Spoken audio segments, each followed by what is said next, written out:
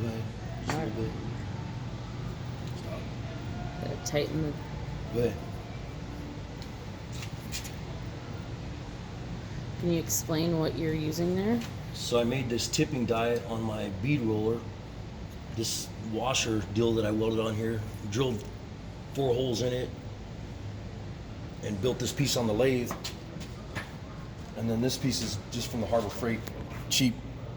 I built this piece on the lathe right here, and this is a nylon or polyurethane. It's a Delrin is what it's made out of. And then this washer, I cut this down on the lathe also after I mounted this in there. Drilled these holes, made a tipping wheel for the bead rolling chingadera. And then this is what we're doing here is we're tipping this up. And then what I'll do is I'll take the rest of it and I'll hammer and dolly this down so that this has a nice radius right here. And a lot of times when I build fenders and stuff, that's what I do is I use the same thing. I built this to do a fender a long time ago, so. Super simple, but works like a charm. Go ahead. And I'm bumpy because I am in charge of the crane. Easy, easy. Go ahead. So I apologize for any mess ups in the filming.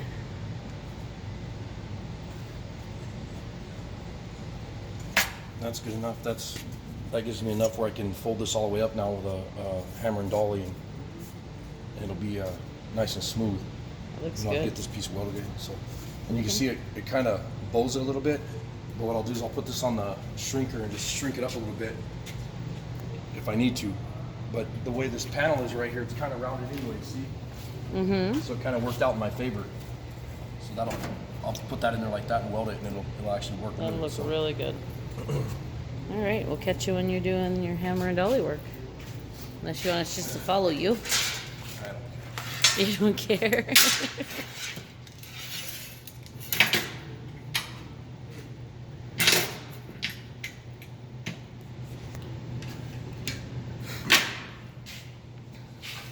Be loud. Yeah, it'll be loud.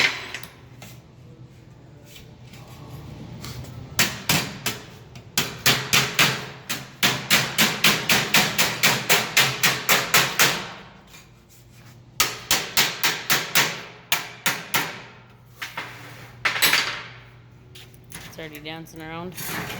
Yeah, that's why I did that yesterday. Made that post all so I can hammer on this thing. Not have nothing moving around, you know. Pain in the ass. You gotta chase around the table.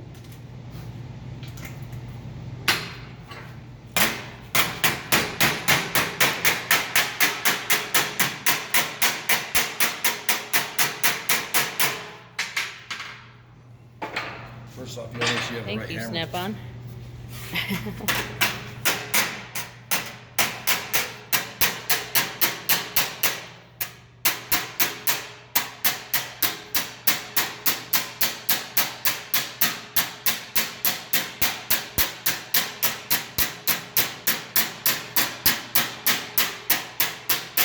And then what I'm doing is by using that tipping wheel, it brings it up a little bit, and then you already have that nice crease in there, and then that way your line's not going to go all over the place. That's already in the metal. So when you take this, Whoa! when you take this dolly, you can just walk it around that line that you have marked with a pen. Good It's guide. already, yeah, it's a nice guide. Definitely good. Yeah. So, what, you switched hammers? Can you Yeah. explain that? I used a rounding hammer like this, and this was That's kind of a beating hammer too. I mean, it's it's a lot more weight. it's not Instead of trying finesse. to use a tapping hammer like this is a bumping hammer, and then this is more of a weighted hammer, and you have a square end, and the square end is when you're getting in here like this, and then the round end like this is when you want to follow your dolly around. You know, you can really, and you'll see in just a minute, you'll see this like smooth out super fast in just a minute. As soon as it starts hitting this dolly, it'll just like the weight of the dolly, it'll just lay flat right on that edge. And then I'll change hammers again if I can get this freaking cord out of me.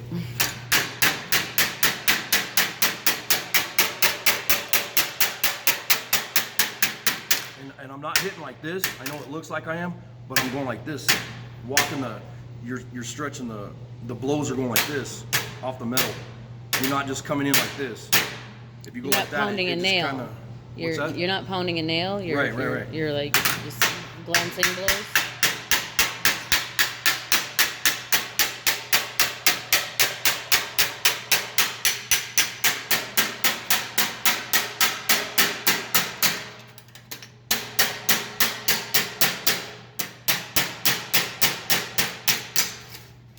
It's weird. As soon as you said that, I could see that in how you're working the Now I'm gonna use hammer. another hammer, and this has a radius right here. I'm gonna do the same thing. And this is, now I'm coming in kind of flat.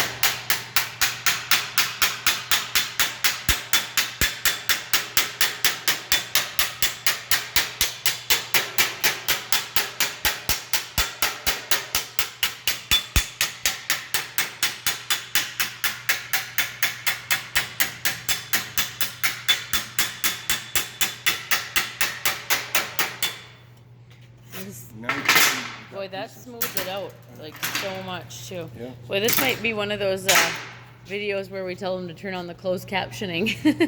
Yeah. So And that's then- how you and get then her started, huh? I'll walk this up where I want it, but I'm gonna use the post ollie to do that, and then that's gonna fit in there nice. You can see the old pieces right here. See the old pieces here, but this was all rotted off, and I have to bring that into this inner panel. And like I said, this morning I already did this, and I put all the dimples in here.